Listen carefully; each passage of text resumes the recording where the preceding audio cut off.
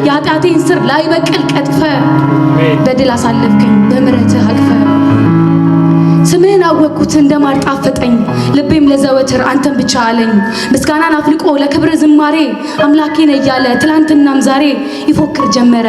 የአብርሃም ነው ዛሬ የአብርሃም ዘር ነኝ እያለ እግሮቼ ዘወትር ይገሰግሳሉ ማልደው በጠዋቱ ምሕረትን ያያሉ ጆሮቼም ጽድቅህን ዝናህን አድምጠው ከንፈሮቼም ክብርህን ግርማህን አውርተው ገና አልጨረሱም አላገኙም ጥጉን ላይተው ያወራሉ ዘወትር ይሰውልሃል ቅዱስ መስዋዕቱን